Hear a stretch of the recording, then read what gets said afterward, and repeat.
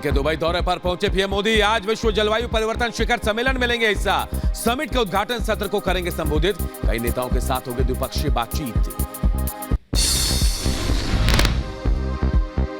Dubai में PM Modi का हुआ भव्य स्वागत। भारतीय प्रवासियों ने लगाए मोदी मोदी के नारे, तो वहीं भारतीय नृत्य की भी प्रस्तुति हुई। शानदार स्वागत को लेकर पीएम मोदी ने जाहिर की खुशी। सोशल मीडिया एक्स पर लिखा, आप सबके स्वागत से बेहद प्रभावित हूं। पीएम मोदी के दुबई के होटल पहुंचने पर भारतीय समुदाय ने सांस्कृतिक नृत्य प्रस्तुत किया। दाऊदी बोहरा समुदाय ने जताई खुशी। रिपब्लिक भारत के एग्जिट पोल में मध्य प्रदेश में बीजेपी सरकार, बीजेपी को 118 से 130 सीटें मिलने का अनुमान। कांग्रेस को 97 से 107 सीट मिलने के आसार।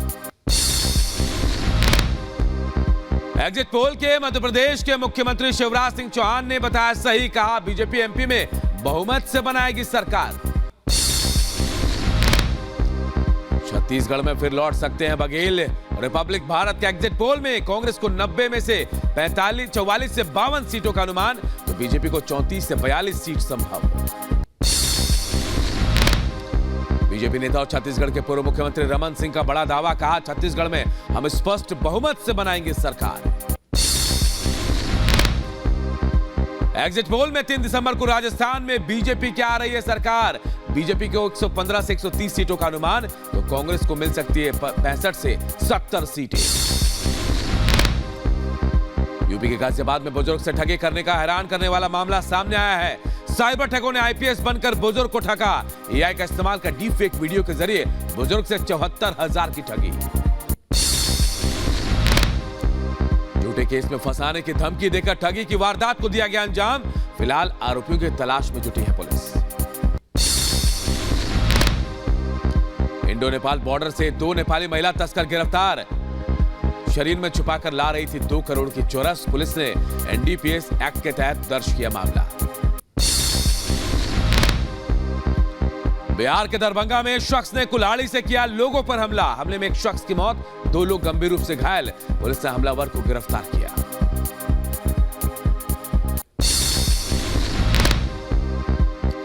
यूपी के अंबेडकर नगर में 25,000 रुपए का इनामी गैंगस्टर गिरफ्तार। पुलिस ने सत्येंद्र शुक्ला को गिरफ्तार कर जेल भेजा।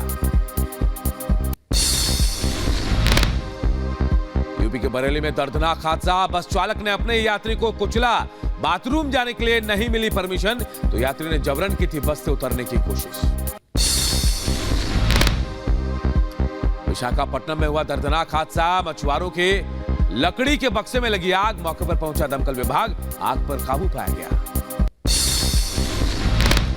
बिहार में छुट्टियों पर सियासत के बाद पोस्टर वार शुरू। पटना के सड़कों पर लगाए गए पोस्टर में नीतीश सरकार को क्रूर और हिंदू विरोधी औरंगजेब वाली सरकार बताया गया। श्रीनगर में एनआईटी स्टूडेंट के खिलाफ सोशल मीडिया पर संवेदनशील पोस्ट के लिए केस दर्ज। भड़काऊ पोस्ट से अराजकता फैलाने की कोशिश की गई।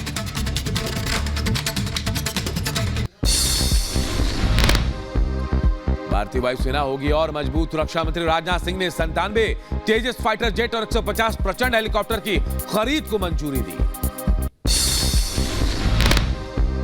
वायुसेना के लिए तेजस और प्रचंड हेलीकॉप्टर की खरीद को मंजूरी पर बोले एयरफोर्स के चीफ मार्शल विवेक राम चौधरी, अब हम दूसरे देशों को इस एयरक्राफ्ट को एक्सपोर्ट करने में सक्षम हैं।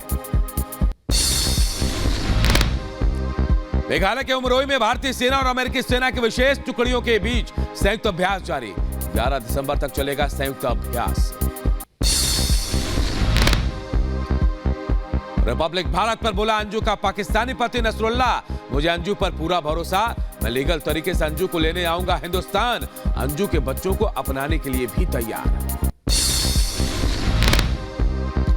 पाकिस्तान से भारत आई सीमा हैदर मामले में नया मोड़। सऊदी से पाकिस्तान लौटा सीमा का पहला पति गुलाम हैदर।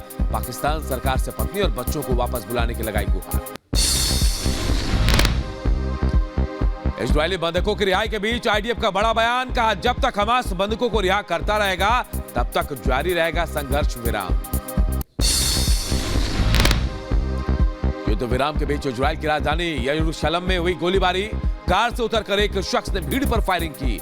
सीसीटीवी कैमरे में कैद हुई तस्वीरें।